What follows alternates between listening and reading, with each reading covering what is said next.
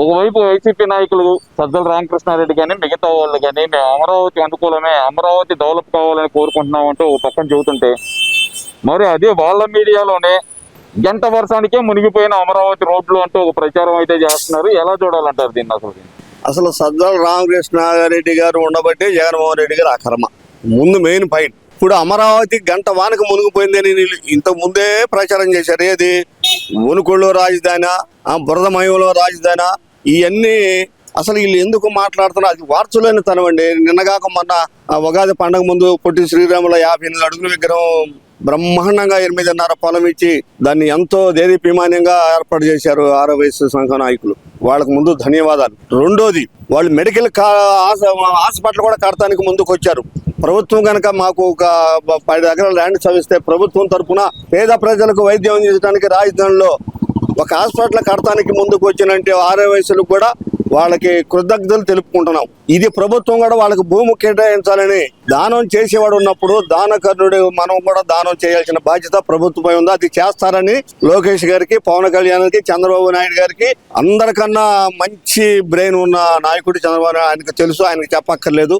ఇది చెయ్యాలని కూడా కోరుకుంటున్నాము. వీళ్ళు గంట వానకే మునిగిపోతుందని తప్పుడు కోతలు కూర్చున్న సాక్షి పేపర్ల వాళ్ళకి ఒకటే చెప్తున్నా, మీరు గత 5 సంవత్సరాలు అమరావతిలో ఉన్న రోడ్ల మీద మట్టిని రేతి తోలుకెళ్ళే దృష్టి తీసుకొచ్చింది మీరు. ఎందుకు మేము రోడ్లు వేశారు? అది ప్రభుత్వం సొమ్ముతో గత 5 సంవత్సరాల్లో టీడీపీ గవర్నమెంట్ చంద్రబాబు నాయుడు ముఖ్యమంత్రిగా ఉన్నప్పుడు రోడ్లకి డెవలప్ చేసి రోడ్లు మట్టేశాడు. మీరు గెలిచిన తర్వాత మేము ఇక్కడే రాజధాని ఉండాలి, ఇక్కడే 33,000 ఎకరాలు తరపుతే ఇంకొక 10,000 ఎకరాలు చూసుకోమన్న అసెంబ్లీలో జగన్మోహన్ రెడ్డి అధికారంలోకి వచ్చిన తర్వాత రాట ప్రజాదర్భ పగల కొట్టాడు. 10 కోట్ల ఆస్తి నాశనం చేశాడు. సరే చేశాడు. 3 ముక్కలాట ఆడాడు. ఏమైనా 3 ముక్కలాట్లో 3 చోట్ల ఏమైనా అభివృద్ధి చేశాడా? ఏమైనా పరిశ్రమలు తెచ్చాడా? చిత్తూరు జిల్లాలో ఉన్న పరిశ్రమ బాగుకొట్టాడు. అనంతపురంలో కియా కారు పరిశ్రమ రావడానికి దాన్ని లంచాలతో వాళ్ళ కొంపలు ముంచి వాళ్ళని ఎలగొట్టారు. అమర్నాథ్ బ్యాటరీ కంపెనీ 1000 మంది ఉద్యోగం లేకుండా చేసిన ఘనత వైఎస్ఆర్ పార్టీ నాయకులది. అందులో జగన్మోహన్ రెడ్డి గారు ఎందుకంటే తిట్టమని చెప్పే నాయకుడిగా అయినా ఇది ఒకటి.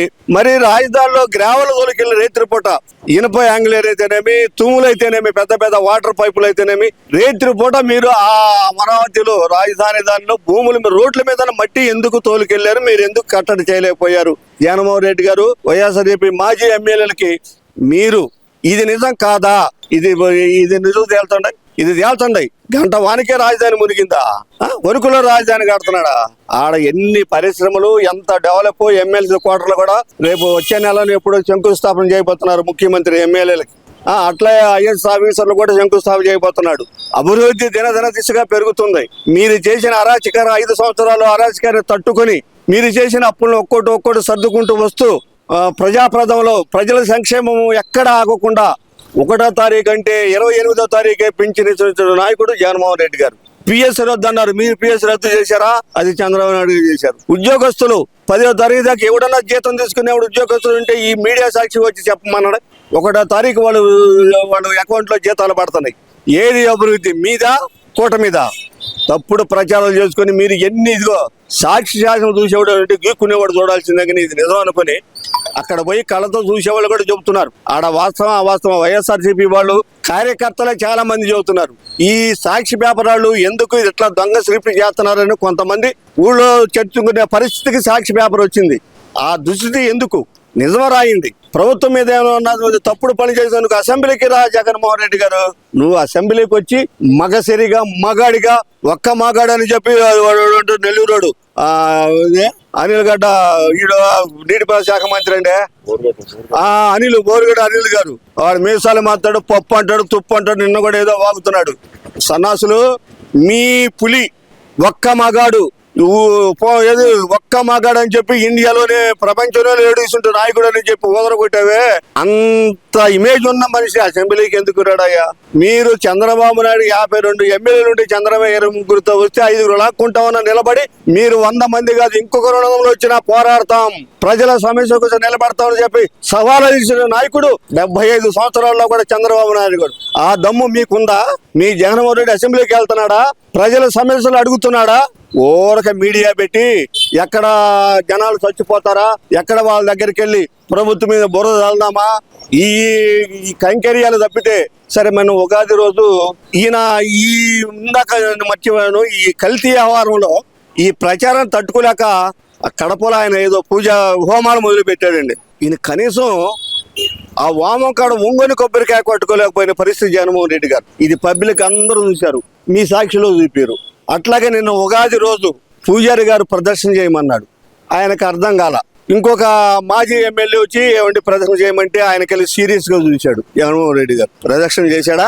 చేయలా. హిందూ మతం మీద ఆయనకి అంత ప్రేమ ఉంది, హిందూ ఆచారాల మీద, హిందూ సాంప్రదాయం మీద ఆయనకి అంత అభిమానం ఉంది, అంత భక్తి కూడా ఉంది.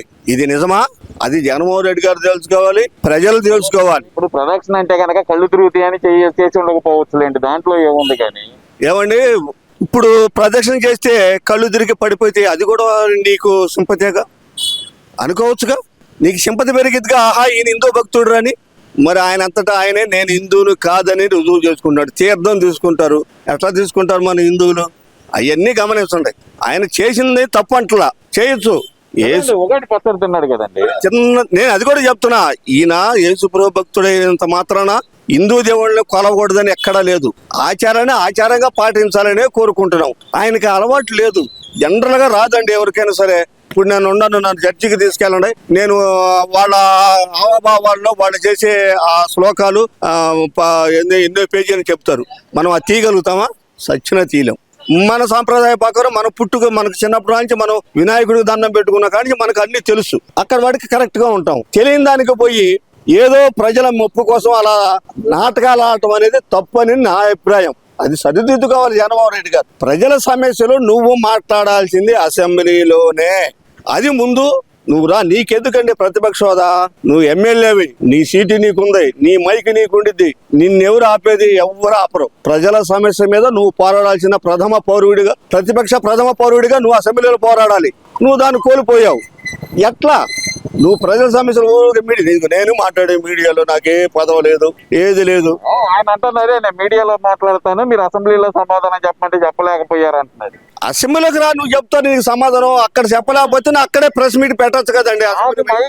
నేను రాను. ఎవరు అన్నారు మైక్ ఇరని? నువ్వు అంటే నీ స్పీకర్ గారు అనౌన్స్ చేశాడుగా, నీకు మైక్ ఇస్తాను, నీకు ఇంత టైం కూడా ఇస్తానని చెప్పి ఆయన షెడ్యూల్ ప్రకటించాడు కదా.